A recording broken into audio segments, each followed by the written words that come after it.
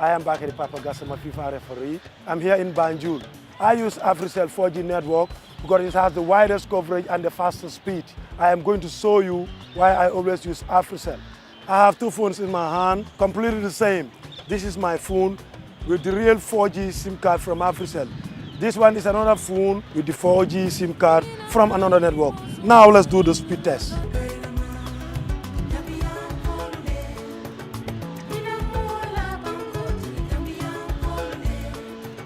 Wow, I'm having full coverage from Afeicell where the speed shows 75.37, and from the other one we have 13.68. I must give them a red card. This is the proof. Afeicell 4G is the real 4G with the widest coverage and the fastest speed. By far, the fastest. So hurry and go replace your Afeicell SIM cards with the real 4G SIM card. Where Afeicell goes, no one has the speed to follow. Let me just begin by saying that this was a move taken up by the newly established anti-crime unit, which is commanded by Chief Superintendent Gulgimbu. And this came as a result of the public outcry for the amount of crimes that are ongoing in the country. As a result, the police administration found it pertinent to form the anti-crime unit to curb down on the increase in crime. On the 6th alone, they went out on patrols and a swoop, and then they arrested up to 51 different people who are suspected criminals. And these are of various categories, from robbers, attempted robbers, notorious, non-notorious robbers and thieves.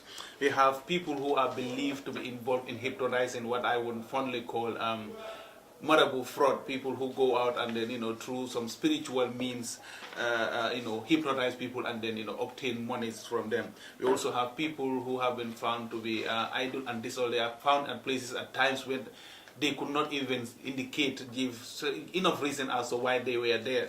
We also have two young ladies whom we believe are involved in them collecting intel information to share with criminals who eventually go out and carry crimes. We also have people whom we know are known for going out and breaking into people's cars and then stealing valuables. So we also have people whom we believe buy stolen items from these criminals. So we have almost 12 of them arrested, and there were 18 other people who are actually Senegalese nationals who were found in an abandoned building who could not explain how they came there, and they could not produce any documents to verify their nationalities, and so they've been handed over to the immigration officers so that they can screen them.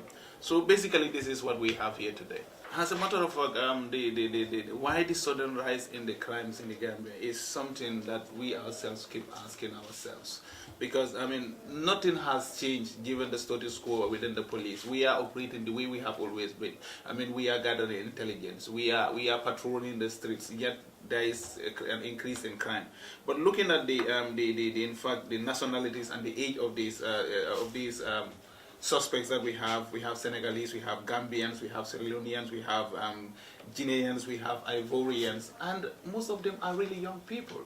So a question that everyone should ask, and then unless we find answers to these questions, to find out the root causes of why young people are involved in crime, we will continue arresting people, and arresting them and taking them to court and then even convicting them and throwing them in jail is not enough. The issue here is that we do not want crimes committed. We want our young people engaged in viable ventures that would help in propelling the development of this country. It is not ideal that young, able-bodied people are involved in crime and we are locking them up. That is not the ideal society we want in this country. We want a society in which everybody maintains law and order and are engaged in activities that are meaningful to development and not taking us backward. Without batting an eye, I would say, is resources. You saw yourself this large number of people who have been arrested. You saw the way we are keeping them there. They are not even in proper custody. If these people should all of a sudden decide that they are going to flee and they start running about, this whole place is going to be chaotic. And quite so a lot of them would escape. We don't even have the necessary places to keep them. And then this large number of people have to be processed and then taken before a court in 72 hours. How is that possible? We don't have those resources, and in fact, we don't have enough courts that are going to be able to address this issue.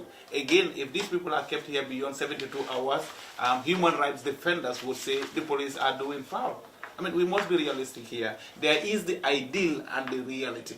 The ideal we all understand, the human rights, the democracies and all that. Everyone desires them. But do we actually have realistically speaking, do we have the resources to respect those fully? We are going to do our best to make sure that these people are taken to court.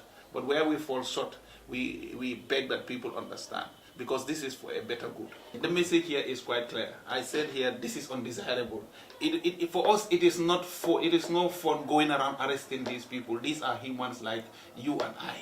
They deserve to be at other places, engaged in more viable and legal means of earning their livelihood than this. The message here is this: every Gambian, whether you are, every Gambian, whoever is living in the Gambia, should desire for peace. It should be a collective responsibility that we find out ways in which people will be able to live in peace and harmony without breaking the law. Some of these criminals are perpetrating crime because we create prevailing avenues for them. If you park your cars in areas where people can come and then break into them, you are making it easy for them. If you live in a home where most of the time nobody is there, you do not have any security mechanisms, whether they are dogs, whether they are surveillance cameras, whether they are alarm systems, whatever it is, whether it's a security officer. Personally, we need to do something about our own safety. People who go out in the streets robbing people late at night, it's because they find you alone at lonely places at night. Why do you have to present yourself, make yourself an easy prey for these people? Let us be conscious here that times are moving, new trends are coming in, and we have to adjust to them.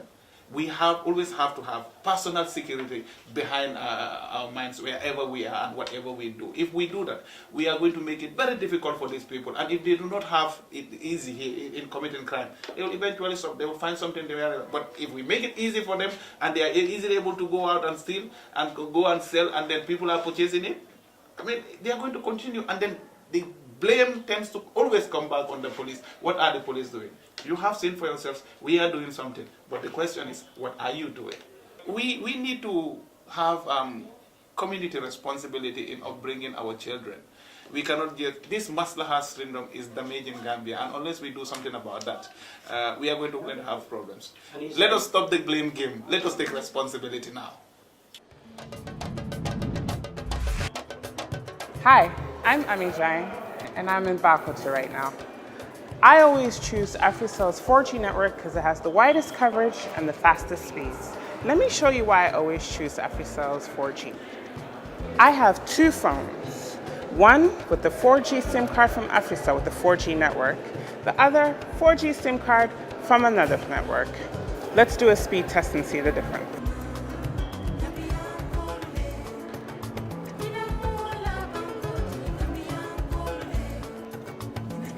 Wow, I'm getting full coverage from Afeicell with speeds of 69.68 megabytes per second. The other network, 3.35 megabytes. This is just proof that Afeicell has the widest coverage and the fastest speed. By far the fastest. Hurry now and go replace your Afeicell SIM cards with the real 4G SIM card.